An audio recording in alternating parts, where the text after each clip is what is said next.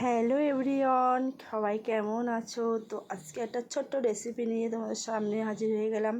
তো আমি যেভাবে বানাই ইলিশ মাছ ভাপা, সেটাই তোমাদের সঙ্গে শেয়ার করলাম। প্রথমে ইলিশ মাছগুলো আগের দিন কিনে রাখা ছিল, তো জল দিয়ে ভেজানো ছিল। তারপরে ইলিশ মাছটা সাজিয়ে নিলাম তোমাদের সুন্দর করে কেমন। তারপরে এর মধ্যে কিছুটা লবণ আর কিছুটা হলুদ দিয়ে ম্যারিনেট করে রেখে দেবো।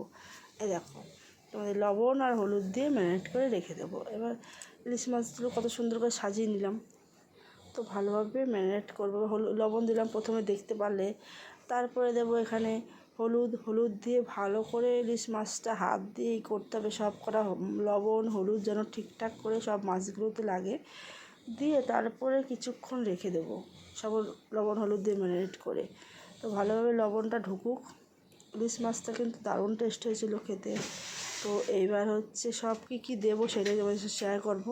দেখো, কাজু বাদাম, কাঁচা লঙ্কা, আদা, সর্ষে আর হচ্ছে পোস্ত আর সর্ষের তেল। এটা কিন্তু পুরো সর্ষের তেল দিয়ে রান্না করতে হবে, তাহলেই টেস্টটা খুবই সুন্দর হবে। তো এই দেখো, মিক্সিতে নিয়ে এবার দিয়ে দিচ্ছি আদা কুচি করে। তারপরে কাঁচা লঙ্কা তোমাদের দেখালাম যেগুলো জিনিসগুলো, সেইগুলি আবার মিক্সিতে দিয়ে দিচ্ছি। কারণ এইবার দিয়ে দিলাম কাজু বাদাম, যা যা তোমাদের দেখিয়েছি সেটাই দিয়ে দিলাম। আর দিয়ে দিলাম সানরাইসের এখানে সর্ষে, পোস্ত তো দিয়ে দিচ্ছি আস্তে আস্তে। আর সানরাইসের সাদা সর্ষে গুঁড়ো নিয়ে এসেছি আমি।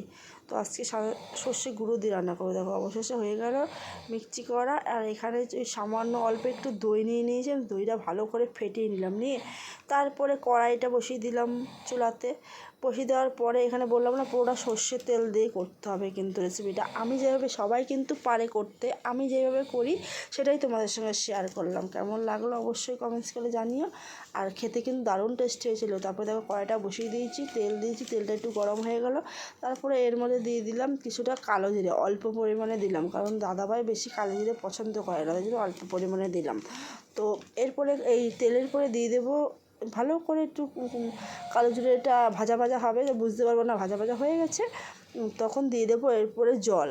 তো কারণ জলটা দেবো, বললাম না আমার প্রসেসে আমি যেটা করি সেটাই তোমাদের সঙ্গে শেয়ার করছি। তেলের মধ্যে জলটা দিয়ে দিয়েছি, কারণ এর মধ্যে সর্ষে পোস্ত সব কিছু যে বেটে রেখেছিলাম সেই মিক্সিটা এর মধ্যে দিয়ে দেবো, মিক্সির মশলাটা। কারণ হচ্ছে এমনি তেলের পরে নাকি শুনেছি সর্ষে দিলে সর্ষেটা তিতো হয়ে যায়, তো এইভাবে দিলে সর্ষেটা তিতো হয় না। এটা আমার শাশুড়ি মায়ের কাছ থেকে শেখা।